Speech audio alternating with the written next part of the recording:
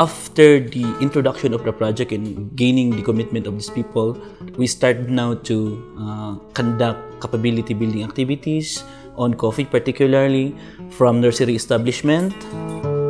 Some of our people did have their backyard nurseries, but for us to ensure equality seedlings, we conduct capability building on these areas. In Kafumiya Nursery mi noong 2009, agpayla ang amtanungan to pasing medyan mangi bonobon tan mangi pat. Iso nga idinunta wara naman era Dafod munisipyo dyan nan asesonan si kami. Start kami no 2012. After conducting several community area-based activities, consultations with these people, we also simultaneously started in nurseries. So this nursery has been managed by these people. The local government provided support materials such as the potting materials or the potting pots. We also provide some black nets for the shelters as well as other materials.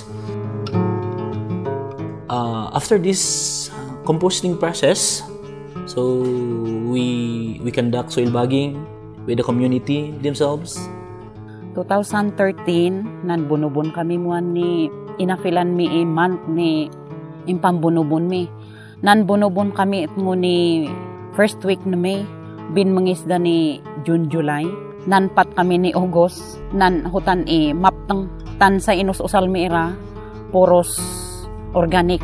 Part of also the nursery establishment, the community organizations were also trained on soil medium preparation. So the soil medium preparation is that we highly encourage the use of compost. Pinunbunal mi dira compost ma kumkumpor mi din al-alnos hutakwan siya nga itanafo.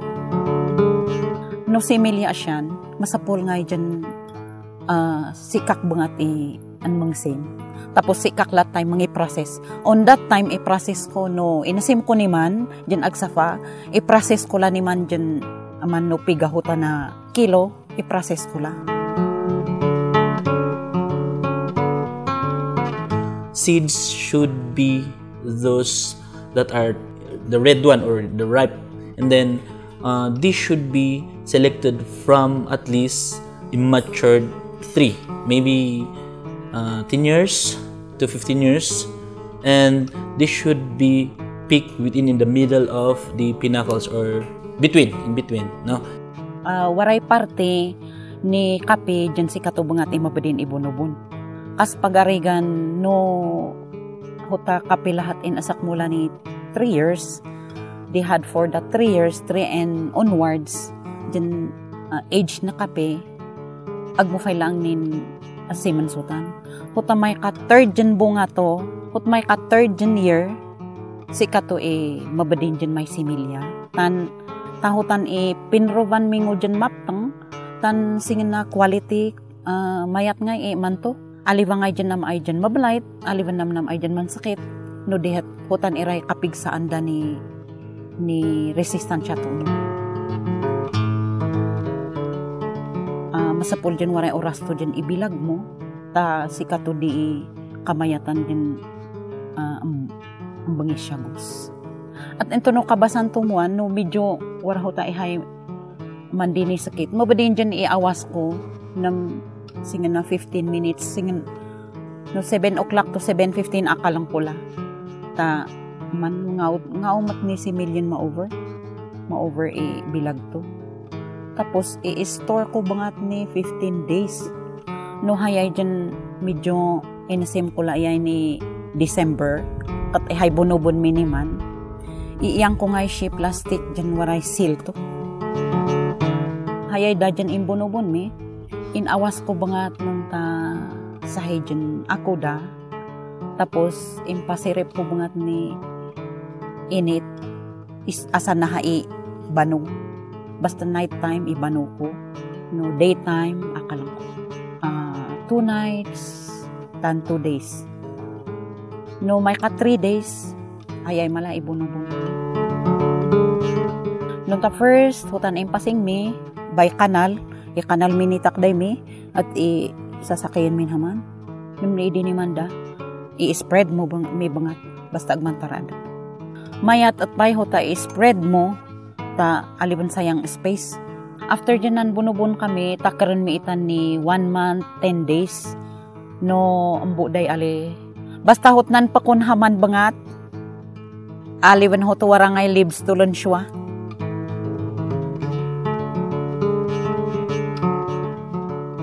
So, on the potting of the coffee seedlings, the early germinated seeds maybe has a 1 centimeter or less primary roots.